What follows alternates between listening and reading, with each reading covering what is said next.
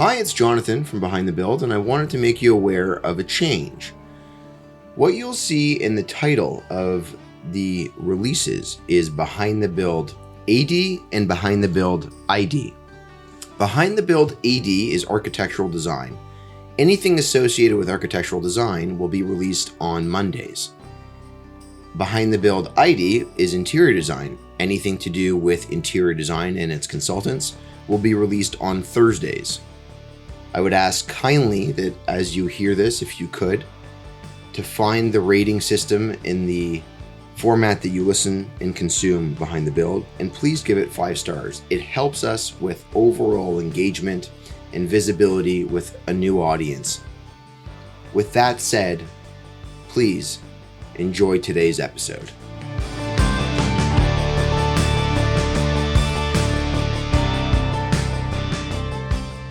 Welcome to Behind the Build. I'm your host, Jonathan Jacobs, and today I've got with me a gentleman who I met at an Impossible Toronto event, but also noticed that we had been chatting here and there on LinkedIn over the course of the evolution of this podcast.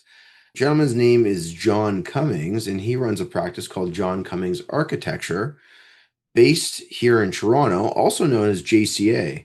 And I met him at this Impossible Toronto event that was hosted by Zoe Combs of the Nepsis Foundation, and it was related to the release of Impossible Toronto 1 Courtyards with Gabriel Fain and Studio Varo from with Alaris and Francesco. So met John there at the opening, and it was a pleasure chatting with him. And so I said, we should connect and get you on the podcast. Thank you so much for having me. I really appreciate the opportunity, and I've been listening to the podcast for a while, and looking forward to being a part of this conversation. Well, I'm happy to have you on it. Look, laying the foundation and groundwork of what Toronto looks like and beyond is an important tale to tell. Before we begin, there is something worth framing at the outset of this conversation. Much of what John and I talk about later centers on space, light, and material experience, and how architecture is not just seen but felt. As we recorded the discussion online, I was standing here in my shed at my house, looking out through a double opening tilt and turn door. Midway through the conversation, the afternoon sun was coming straight through that opening, landing on my face, giving me a nice little kiss of warmth, as we talked about how light shapes experience and how space influences the way we engage with the world around us. And it struck me that if the opening were smaller or poorly detailed, that simple moment would not exist. That connection to light, to air, and to what is happening outside is exactly why we like working with the doors. They are a European window and door supplier offering refined wood and steel systems, not just the conventional aluminum clad products, fiberglass and vinyl, which they have. Their work allows architecture to carry texture, depth, and material honesty, while supporting performance at a very high level. From double and triple glazed assemblies to fully certified passive house products, they bring together experience, durability, and technical rigor. If you'd like to learn more, feel free to email me directly at Jonathan, Jonathan, at waldenhomes.ca, or you can find a direct link to their website in the liner notes of the show. Now, let's get back to John. So let's get started. Let's get into it. Let's talk about you as a kid. What kind of child were you? What were your interests? What kind of a child was I? I was always into art growing up. Okay. My parents kind of grew up middle class family in the suburbs of Toronto. My dad was an accountant. My mom was stay at home and sometimes substitute school teacher in her previous life before that. And so there were no architects or artists in my family, but they encouraged it. They fostered it, paid for art lessons and so on. And I was always very into that in school. There were... What kind of art lessons were you taking? All kinds, painting, sculpture, ceramics, that sort of a thing. Very into, drawing anything that I possibly could from the earliest age and so on. Yeah. And what were the things that interest you in drawing? What were you drawing? Good question. I mean, I think, when you're at your earliest ages, it's all kinds of cartoons and so on, sports figures. I read a lot of comic books, drew a lot of comic books. It kind of morphed into interest in animation and things like that. Okay. Yeah, there was an early kind of, I remember I have a very clear memory of a parental conversation about me not being an artist and sort of a pressure to go into some sort of an applied art. I have a very clear memory of my father saying, he'll never make any money unless he becomes an architect or something like that. And how old were you Um, when that conversation was had? Pretty young, like I don't know. It's one of the earliest memories, like 5 or 6, something like Okay. that. I have no idea. And so I always felt actually that probably planted like a negative seed of architecture in my mind. I think I love my parents, but there was I think anytime anyone tells you not to do something, you probably by nature want to do that. And the Yeah. thing that they encourage maybe sometimes becomes stuck in there as like kind of a negative in a way. And so, yeah, I think there was a push to go into some sort of an applied art, if anything. And so pretty early on that manifested as a interest in animation, actually. And I had done some research, like I went out to visit Sheridan College, the animation school, pretty young, and they said, you got to learn life drawing, and so then lessons and things like that, art courses that I took went in that direction through my, teenage years and so on. And I think it sort of evolved more into a general interest in art, but I had a lot of other interests as well in Did, school. did your before we go there, did your family, did you ever get the chance to travel as a family? We didn't travel very much. There Okay. were 2 road trips down to the southern United States Okay. that I think were a little bit formative. I actually have very strong memory of going to like the Air and Space Museum in Washington, which I now know is by a great Japanese American architect named Gyo Obata. That I was really into. But we didn't really travel too much when I was younger. It later in life, like my late teenage years, there was a bit of traveling there, Okay. not with my family. So actually, on that score, it was sort of late high school that I developed an interest in architecture. I think I sort of lost a little bit of interest in cartoons or just in the profession of animation, Okay. perhaps, or maybe I started to think about alternates to that. And a couple things probably happened around the same time, late high school.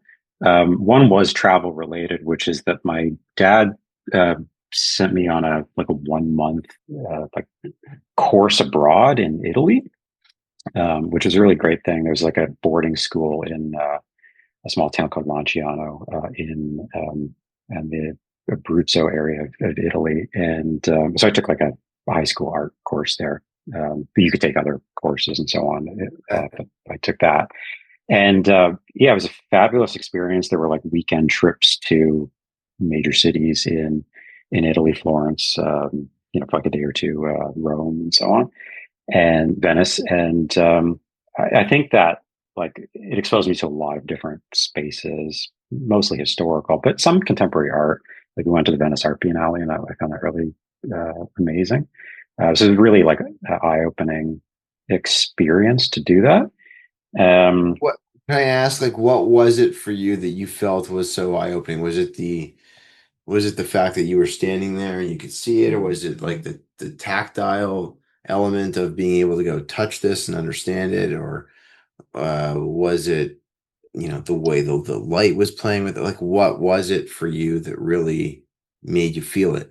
I think all of those things, certainly, certain specific spaces, but also just a recognition of different qualities of spaces. What I spent it was like a day trip to Rome and going to the Pantheon, which is obviously like I was aware of going into that. There's sort of like a small perfection to that project, that building, and an incredible lighting. It's really something designed more or less in one moment in time with just a few renovations through the years. And then the other building that really had an effect was one of the I think there's 7 cathedrals in that or basilicas in that city. Was Santa Maria Maggiore, which is like one of the cathedrals has been built over something like an 1100-year period, and you see this building as a kind of assemblage through time. Different architectural eras, Romanesque to Renaissance to Baroque, and so on. The floors are all made out of these. It's called the cosmetesk. It's crushed colored stones that were pilfered from Roman temples into kind of intricate geometric patterns. But even those stones were in the Roman temples were pilfered from Egyptian, architecture. And so you kind of like looking at a building like that as a sort of like assemblage through time. I found really interesting. And I think just that you could have these two varieties of like a building built through time that was really rich in character, and then one that was really of a very specific kind of moment with a clear vision. I think both of those were really fascinating to me. Hmm. And did Yeah. you know the history of them when you were there, or did you learn? A little bit of the Pantheon, but the others not so much. No. Okay. Yeah. So you come back to Toronto from that, Yeah, you come back to Toronto from that. Yeah, it's a bit and of you're a like, oh, letdown a little bit. perfect. Yeah, so a Welcome couple other home. things. A couple other things were happening kind of late high school that fostered an interest in architecture. I would take out library books on art for the most part, and that sort of morphed into whatever architecture I could get my hands on. And then also like going to like the bargain basement or the bargain bin at like the local bookstore. There was a chapters in the area that I grew up in, and I would pick up copies and of stuff. And I remember a few books that were just sort of eye opening to the possibilities of architecture. I remember picking up like a kind of like architecture through time, which was historical in all kind of cultures. But then you get into the contemporary section. I remember turning a page and seeing like Eero Saarinen's TWA terminal, this extraordinary thin shell concrete form structure, which is kind of a mind blowing thing. Like I know what those photographs now were like, these black and white photographs by a famous architectural photographer named Ezra Stoller, and I think they just blew me away. There were a few other ones. I became aware of the work of Frank Gehry. I remember picking up a cheap book on an architect named Nigel Coates, who I think is still around. He's a British architect that had done some sort of like biomorphic forms that were kind of related to the human body. Anyway, I think I found that really fascinating. And then around that time, the ROM was going through its competition for the expansion that ended up being won by Daniel Libskin. And I remember going down to there was an exhibition on the three finalists, which was Dan Lipsky that won it, Raphael Vignoli, and an architect out of Vancouver named Bing Tom that's passed away some years ago, as well as all the other sort of like semi-finalists, I guess. And I remember just spending a lot of time with each of these panels of the proposals and thinking, they were all really interesting, and there were all these different approaches to the same problem, the same building. And it felt like between that and all these books that I'd picked up, that there were just a huge number of possibilities. And it seemed like a really interesting profession where you could kind of explore language, grow with it. Yeah. Yeah, Did you feel like if you were going to go do it, that in some way you were kind of giving in to what you had suggested to yourself earlier in years, that you like, I can't, he told me I should do it, I can't do absolutely. it. Absolutely. That eternal strife. Yeah. Well, I mean, I was, yeah, it was encouraged to be an architect I know. or as a comment. Yeah. No, totally. It was internal strife. And actually that lasted for a few years, into studying it, which, yeah, I mean, it was my choice to go into architecture school. I applied to, a few schools in Canada, and as well as still applying to animation school. So I had to make a choice and getting some acceptances in which path to take. It was Had you ever looked at the cyber arts program? Were at the you what? the cyber arts program at Don Mills Collegiate? No, I You ever know hadn't. about that? That's No, funny. sorry then. Okay. It was a program that had kids that graduated from it end up, at the time, Pixar was blowing up. And so a lot of students that were finishing there were going and working in like Pixar and other Hmm. studios like that. I wonder if that was a course of action you were contemplating at the time. Okay, It so wasn't. It might have changed things if I'd known about it.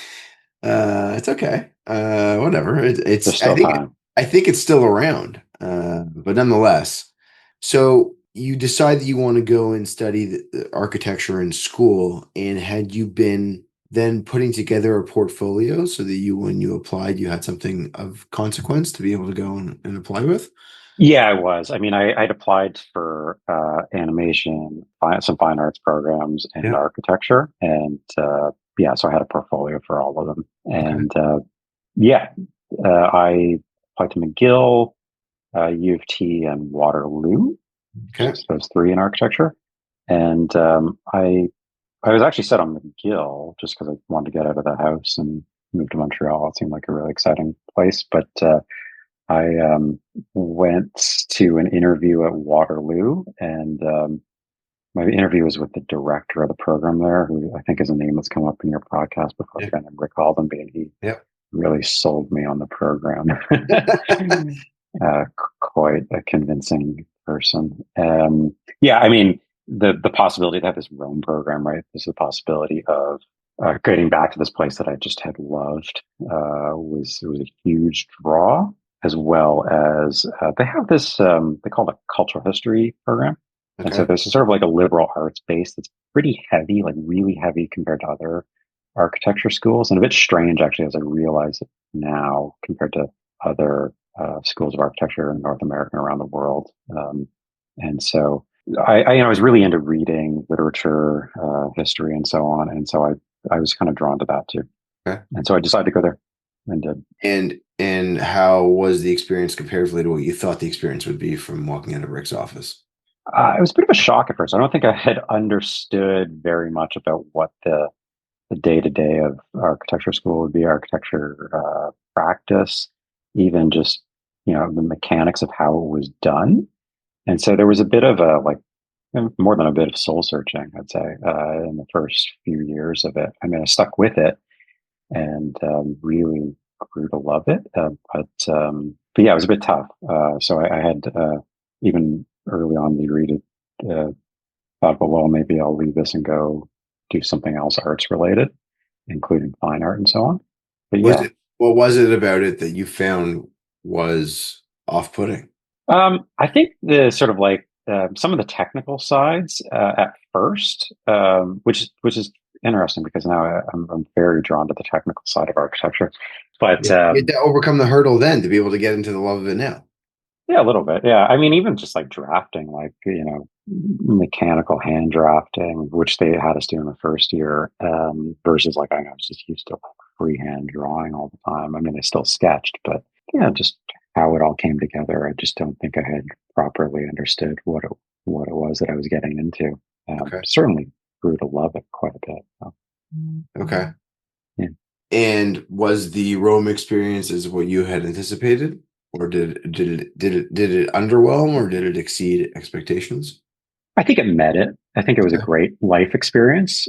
I suppose by that point, like that was a good 4 years into it, right? So there were just so many life experiences that I'd had before that, Yeah. including with that co-op program there with just traveling and work and so on, that I think it was one amongst many travel experiences that we were exposed to or had the opportunity to pursue. And so this idea of like the grand tour being like a kind of really the be all end all, probably, I don't think I was even expecting that by the time I got there. Hmm. I think it's a great experience, but there are other fabulous places too that you can go study architecture. And was there co-op associated with what you accomplished as well in school? Yeah, there was. It was, yeah, I had a succession of jobs. It's a requirement there, right? Yeah. They started out, maybe not great, and then they got progressively better. Okay. So, the first jobs are always a little hard to get. Worked in a small practice around Peterborough, and then they graduated to. I did a work term in Boston, which was just wonderful. Next, I used to kind of haunt the lecture hall at Harvard for the architecture lectures there. And how long were you in Just Boston? it's just a 4 month job, Okay. yeah, Okay. and with some, I had a travel opportunity to go to China. At the end of that, I was I had a classmate that I was seeing at the time, and went to go visit her and her job out there. You Um, went to China. yeah, Okay. yeah, it was like 2004ish, something like that. I like that you kind of just Um, almost brushed over that Okay. Yeah, yeah, That's there were a okay. I bunch. left Toronto, went to Boston, then went to China. Yeah, kind of. And then there was New York was the next one. Okay. Also wonderful experience. Yeah, the last ones were in back in Toronto working for one of my professors, kind of Phil Beasley, did some really interesting sculptural installations and so on. Yeah, Rome. I took a one of the co-op terms off and went to go to art school for a semester at NASCA to sort of get the art thing a little bit out of my system and do some sculpture and painting and so on. I worked in Ireland after that, in Dublin, which was a great experience. That was sort of like the whole like undergrad experience, which is fabulous, and lots of small travel opportunities once you're over there in Europe and so on. Yeah. And so did you take advantage of that? Were you able to go and see some other countries, like just to hop on a plane or hop on a train? Absolutely, did that. Lots of that travel experience on weekends to London and Paris and so on. Went over Did to you know the Holland. people you were traveling with previously, or did you meet them while you were out there? A lot of times when I was there, it was like visiting classmates that were in other countries. There was, with that Rome term, there was a heavy emphasis on working abroad. Obviously, there was an exchange rate issue. There were a lot of jobs at the time, a good economy. And so it was actually pretty easy to get jobs relatively overseas, which is probably not the case right now. Almost certainly not the case for my students. I don't think we realized how fortunate we were. We were exceptionally fortunate in that time. Yeah. And then after graduating, I took kind of one of these gap years. I did a big backpacking trip, went back to Europe, did a big backpacking trip across the continent, and saw quite a lot of architecture and art as well. Did you do that by yourself? Did that one by myself. Yeah. It was a weird one. I started in Moscow and made my way down to Portugal in a kind No of way. slow movement. Yeah. And how did you decide where you wanted to stay? How did you decide where you wanted to go? What did you have days where you just like you woke up and you're like, I'm gonna go do this today, and it was completely different than what the initial plan was? Did you have By plans the every end, day? by the end, it was like that. At the start, there were a couple of things that I had wanted to see, some particular buildings, some art. I went to see, there's a famous art exhibition happens every 7 years in a city in Germany called Kassel. It's a art festival called Documenta. I went to see that, which is kind of like a big thing for me at the time. Okay. Um, Had yeah, you some and other things were you knew that you specific. were on the year that this was happening, the exhibit was happening. Yeah, Okay.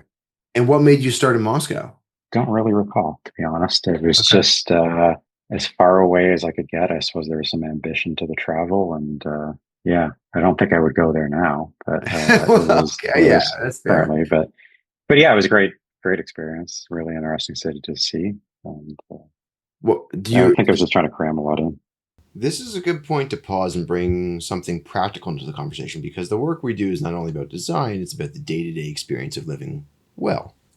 Just before I sat down to record this interview with John, I was inside my house getting it ready.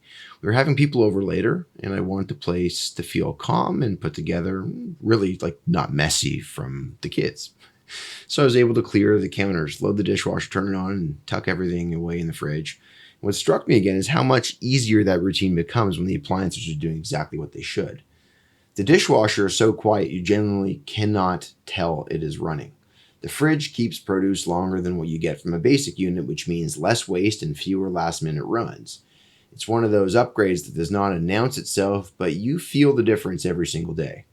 A big part of why we landed where we did is because when we went to Kaplan's showroom and took the time to understand the options properly, we were able to see the units in person, understand their sizing, what panel ready would look like, and what is not panel ready, comparing price points and learning about how bundles may or may not affect costs, and get that education to help influence and change our decision making in one way or another. We could also understand size of units and how it would impact our space. So even though we work around this world all the time, being personally in that environment made the outcome better. I highly recommend it. I'm happy to introduce you to someone at Kaplan's. Email me. It's Jonathan, JONATHAN, at waldenhomes.ca, and I'll introduce you to someone there that can understand your needs, what you're looking for, and really connect in the right way. You can also check the liner notes for a direct link to their website. Now, let's get back to John. Do you recall any highly unique place that you would have, because we talked before we started this about the importance of coffee. Do you recall any unique spots where you might have had a coffee and took in a site that would have been something that you have now had kind of imprinted in your mind? Not there, but many years later, the thing that popped into my mind was I was passing through a city in Japan, in a small city called Okayama, and I went to some coffee shop that I like sort of yelped or something like that. And it was this Japanese man that like had his own roastery in the shop, and it was like the most exquisitely crafted pour over coffee. And I think that just like the care and attention to craft was, I still believe it was the greatest coffee of my life. Okay. Yeah. And what was the view? I think it was the shop. It was not the most interesting city. Okay, fair enough. Sorry to say that. That's okay. That's okay. The artistry of making the coffee was what the draw was. Sure. So how long was this backpacking trip that you went on? I think it was gone for about 3.5 months or so.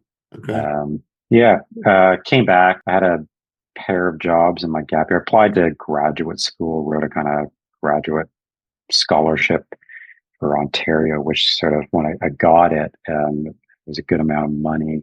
And so it just meant that I was either going to go to Waterloo or U of T. It was really the only two architecture schools I could apply it to.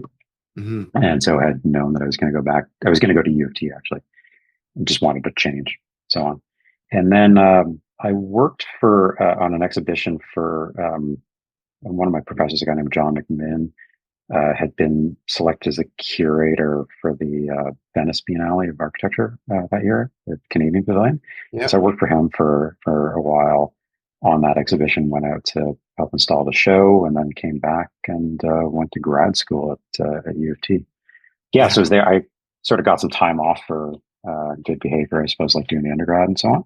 Yeah. And how did it feel having, I mean, you've done this worldly travel, you've seen, I mean, you probably have seen some things that just would have blown your mind over the course of 3.5 months to come back, do a little bit of work, and then commit to going back to school.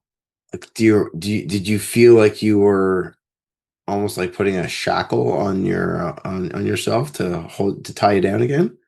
I don't think so. I think that the sort of like rhythm of like going to school for 4 months and then traveling for another four Yeah. was sort of ingrained at that point. That Okay. was there's a sort of like 4 month like circadian rhythm of sorts. It just felt like going back to school again was like sort of a part of that.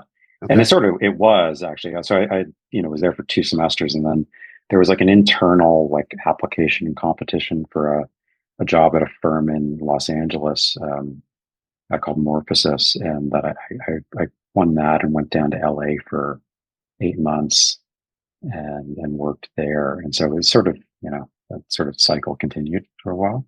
Okay. Yeah. And what were the enjoyments that you found in what you were taking on at these places in co-op? Was when I say that, I mean, like, did you enjoy working on some of the competition stuff? Were they giving you opportunity to work on in OCAD, or were you physically hand drawing anything? Like, what was some of the stuff that you were responsible for that you had to go and really like kind of take ownership of and figure out? Right. It grew over time in the roles. I think at the offices you gain more experience. There was one experience when I was working at a firm in New York where I sort of stayed behind for a day and kind of redesigned something not prompted, which was a bit of an issue for my boss, but well received once it was presented. The experiences were pretty varied in terms of design. It wasn't all early schematic design. Some of it was, some of it was just construction drawings. I think there was like a great base of project types and opportunities. They were all over the board. I mean, I worked on like long-term care, worked on libraries, I've worked on exhibitions, some like housing, adaptive reuse stuff.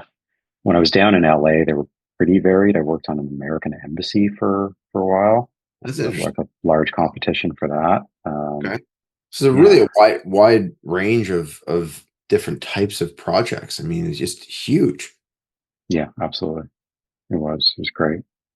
And is was there varying styles of architecture from, modern and contemporary to classical, or like what did it look like for you? I think at the earlier jobs, like New York, Boston, they're pretty like corporate modern, like pretty good firms, but sort of like what I would call like a neo modern aesthetic. Okay. And I think that that was sort of the prevailing good taste that was maybe was in the realm of acceptable at a place like Waterloo. Yep. When I went down to LA, it was a lot different. It was a pretty interesting firm, still is, where the aesthetics were substantially different. Okay. Yeah, And what did you learn about yourself and for your practice, about things that you liked and things that you didn't like, that you didn't want to have happen at your own practice when you eventually would want to start it? oh gosh, that's a tough I know. one. I would say, different practice types that I worked for. I mean, some offices they were like 9 to 6 operations, and people would go home, and that's fine to a degree for depending on what you want out of it. When I worked at for like a Morphosis in LA, it was a very intense place, and people were very into it. There was a culture of working late, which can have some issues, but at the same time, it was it was just an exciting place. Everyone was brilliant there, extremely talented, and so on. And I think I was really drawn to that. Everyone liked talking about the work, about other work. They were very cultured people, and so on. So I think you pick up tidbits, here and there at various different types. But also at like some of the larger corporate offices, like there was a lot of discipline from amongst people that were really strong at what they did. Yeah, Define that. What do you mean by it? I mean a discipline about like how hard you're working when you're actually at the job, a discipline of like showing up early. I think that's something that I really kind of witnessed amongst senior figures, that you could really tell that they were the first ones there, and so on. How they dealt with clients, how they handled situations in the office interpersonally, and so on, or with various client groups. Okay. And so, was there, or I should say, is that something that you've taken and implemented for yourself now? Do you have the mindset of showing up early and being Yes. okay? Yeah, I think so. I mean, I think that when you start a business, like it's ultimately going to be a collection of all the habits that you've formed over the years and the things that you've observed, and you try and implement them. I mean, sometimes you don't always live up to them, I suppose, but you try your best. And yeah, Yeah. Okay. So, at what point after these practices did you determine that it was time to start your own? And had you felt the itch to start your own throughout this time frame, or was it a byproduct of circumstance? no, it was an itch all along. I think Okay. a little bit of circumstance. So I probably skipped over a little over a decade there. But Okay. Let's go. I Let's go when I back a was decade. so I went back and forth between LA and Toronto twice, and then graduated here. Okay. Uh, Ended up staying here. Thought about going back, but the opportunity wasn't there, and stayed here. I went to work for a firm called Architects Alliance in Toronto, Yep. and spent a decade there, just over 10 years. It was a really good experience, sort of an interesting hybrid of some of the other experiences. Worked on a range of projects. There was a lot of multi-unit residential and offices and academic work as well.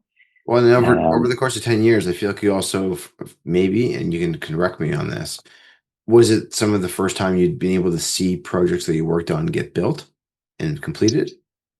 like all the way through, Yeah. yes. Yeah. I mean, there had been projects built that I had worked on previously, but yeah, I mean, obviously, if you're there for a longer time, you get to see all phases of a Yeah. project. Yeah. Yeah. So it was huge. Yeah. Huge experience.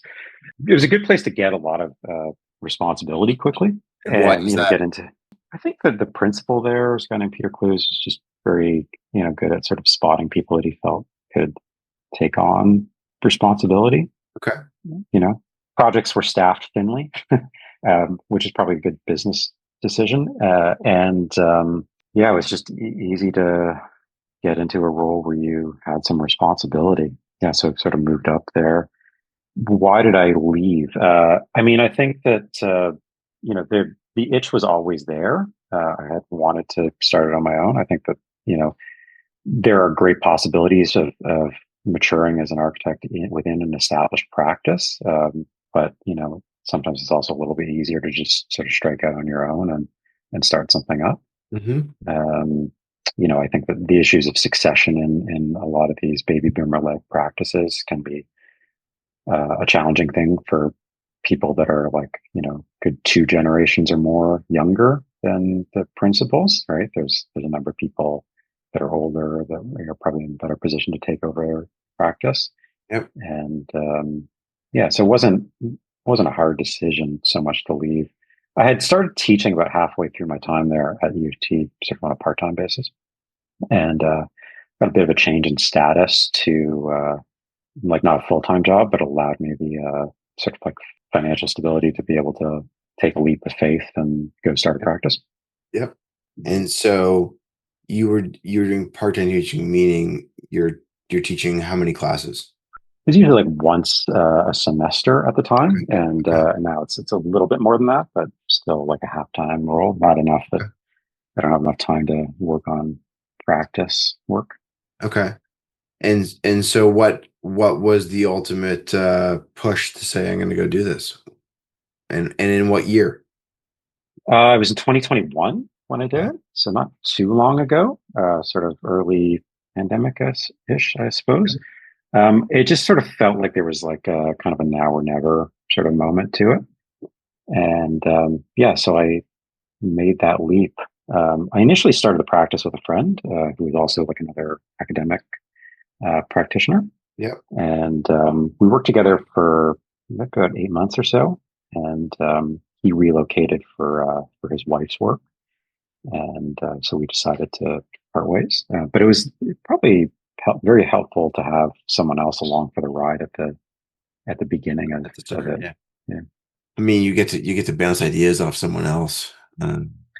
absolutely. I Yeah. thought that was really great. We did some design work together of someone that I, had shared a lot of thoughts with, and yeah, that was fun to think through what the practice is. It's obviously substantially different when you're on your own and you're trying to set that direction all by yourself, which is can also be a really fabulous thing too, Yeah. to come up with that on your own. And so what did the first few projects look like? So they were small residential. Contrary to probably what the common story is, I didn't leave with any projects. I had nothing really lined up. Things happened quickly. There were, you start telling people, and some word of mouth stuff comes in.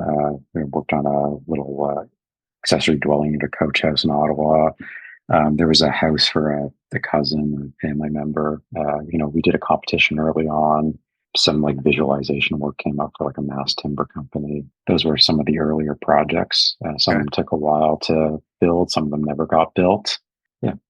But the opportunities had come in enough that you could realize that you might have an actually viable business, Yes. Yes. therefore proving your father correct. I mean, sometimes I think if he only knew, it can be a bit of a difficult business, as I'm sure you've heard others describe it. Yeah, of course. A lot to think through, a lot of issues in the profession. Yeah. And so have you found that the issues that you've experienced are as a result of, or I should actually let me rephrase the question. What are some of the issues that you see in the profession? I mean, I think there's an issue with like fees, certainly in the profession. I think it can be a difficult thing for businesses when they're starting out to know how to set fees properly in a sustainable way. Yeah, I mean, I think that can be a real challenge. I think I've been trying to do work in the public sector beyond residential as well, and I have been doing some of it. As you're probably aware, it can be a difficult thing to break into that with the current setup with RFPs and Yep. so on. Request for proposals for those that don't know that acronym. Yep. Um, just like we're in the era of like you have to have so many years of experience in the different project type. There are enormous insurance requirements that are a challenging issue for like a small business to get past. Yep. There are ways into it that I'm finding, but that's a real hard thing. Yeah. And have you contemplated or looked at the opportunity to be able to go and partner with someone else in a larger scale project RFP? Yeah, I've gone after work that way with friends and peers from other firms, and yeah, we've looked at joint venturing. It hasn't happened yet in terms of landing a project, but there have been pursuits there. Okay. And so, what is it that you're looking for out of your practice? Are you looking to be involved in certain types of projects, or are you currently working on those now? What is the ambition? I'm interested, like a lot of architects, in a kind of broad range of types. I think variety is a really exciting thing.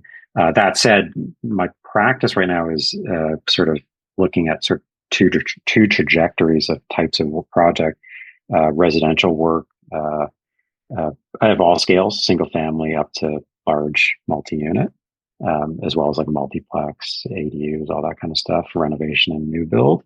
And I hope to grow that area of the practice.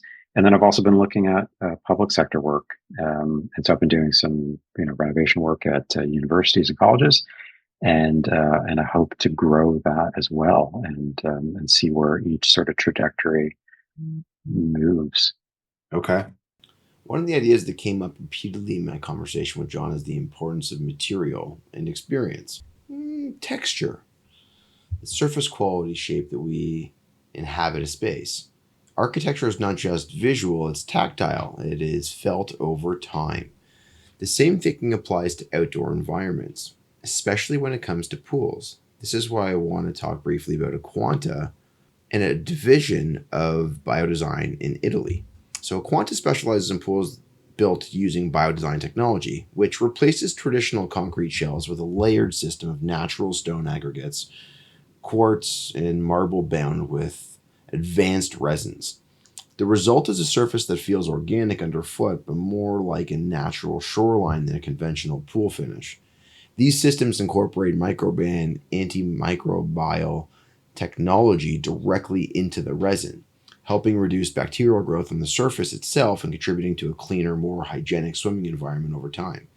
What makes this especially compelling from a design standpoint is the range of surface and finish options.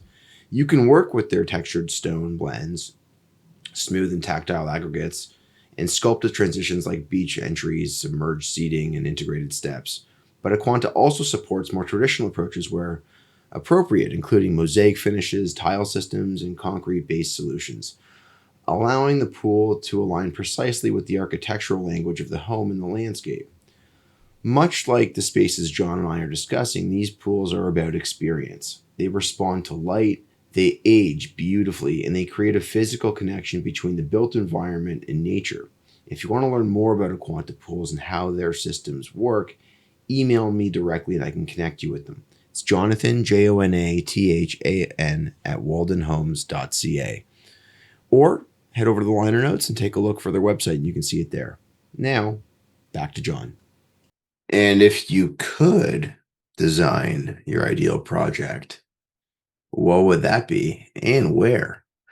I think there are many project types that could be thrilled with in many locations. Okay. Is the short answer of it. There are obviously like wonderful landscapes and types, like we'd love to do the kind of rural cottage, fabulous site, but there's also amazing like urban opportunities, and I think there's so many factors that could make any particular project incredible, starting with great clients. I think that's a hugely Yeah. important issue. Yeah, I don't think there is any one specific type that I'm out there dreaming of. Okay. And is there a certain type of design that you prefer, whether it is a contemporary or modern or transitional? Is it neoclassical? Like what? Classical. I don't know. Uh, You know? Sure. Yeah. No. I'd like to think of myself as a contemporary architect. Certainly, there are a number of different things that I'm very interested in. A number of different architects and through time that I'm interested in. It's an evolving thing. I'm very interested in architectural language and how it evolves, and trying to develop a body of work that is sort of searching in a way. Yep. I have a great interest in sort of like local sustainable materials, aesthetics, working with wood, and so on. But I want to explore language and develop a body of work that is really really quite compelling.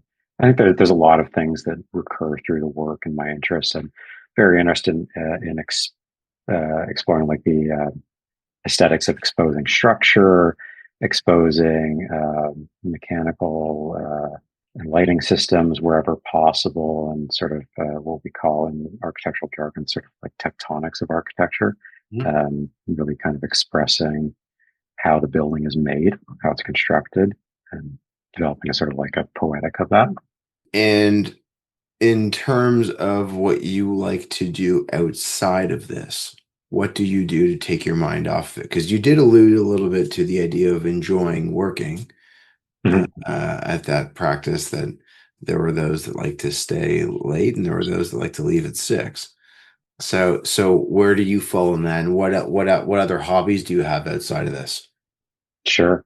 I mean, I do. First of all, I do love what I do. I love architecture. I mean, when I travel, quite a bit of it is about that, Yeah. um, as well as art. Still love sports. Still play sports. Play some hockey weekly and softball in the summers. Gym. I find you know weekly or biweekly very meditative in a way to do that. You know, I've always loved film and watching films and so on. Shows with my wife, and I read a lot. I read quite a lot, both just books, often architecture, but novels, not nonfiction as well. Listen to a whole lot of audiobooks. I always have something on the go. Yeah, I think just anything that's intellectually stimulating. Love to go to lectures and watch documentaries, all that sort of thing. Yeah. Spend time with family, all the good stuff in life, And friends. and what does family look like? Married, don't have any kids Yeah. yet at the moment. Would like to, but yeah, have a nice extended family that I see regularly and so on. And do you you and your wife, you alluded to having gone to Japan, so I assume travel is something that you also like to do in some capacity? Yeah, yeah. I'd like to do big trips. We do them less frequently, but when we go away, they tend to be you know, good fun. Go for a little while. I like to do some like road trips also in North America, Ontario and so on. I think that's a great thing. Hiking's being out in nature is a Yeah. something that's very important to me too, camping and that sort of thing. Have you Yeah. seen much of Canada? I have, yeah. My wife and I did a road trip out east 2 summers ago. It was fabulous. Went out to PEI and Nova Scotia, through Quebec, and so on. Once took a train from Vancouver to Toronto, which was a kind of a fun experience. Yeah, it's a fabulous country. There's a lot more to see, though. Yeah. I'd like to travel more of the country and also the states. Done a few road trips out in the states, often to see architecture and other things as an adult. And I think that's a fabulous country with a lot to offer. Yeah. I agree. Both like it's funny, I call it natural architecture, what you see Mm, in parks as the world has eroded and formed. yeah, Uh, totally. right? But also what's been crafted. I'm with you. I think seeing Canada is something I actually was just recently talking about with someone else, and that a lot of people actually go out and see the rest of the world, but they don't see the country that their dollar goes the furthest in. Yeah, absolutely. And Absolutely. so, You're always the worst tourist in your own hometown, your own right, country. right. Yeah. Well, Actually, I John, found the pandemic was a good excuse for that. We really just explored Southern Ontario quite a bit. right. Yeah, I mean, there's so much to see. Ontario is huge. It's bigger than some countries. Yeah. Absolutely. I remember It, looking it up once. It's like twice. It's almost twice the size of Texas. You can believe it. I I mean, I can't. Not many people want to go to Northern Ontario, Yeah, or are able to. right? Yeah. It gets pretty remote up there, but it's exceptional, and this country has a lot to offer. The natural resources that exist here, and the willingness to want to actually share it in some capacity. It would be, there's some things that could change, but that there's a lot here. John, I thank you for taking the time to do this with me, Thank you. telling the story. Very interesting. What I have really come to appreciate is that so many people I have spoken with have done such a good job of seeing the world, and they can relate that back to what they do in their profession. So I look forward to following along on your portfolio and seeing as things continue to evolve. Thank you. I really appreciate that. I really appreciate the opportunity to speak with you today. Thanks. Take care. You too.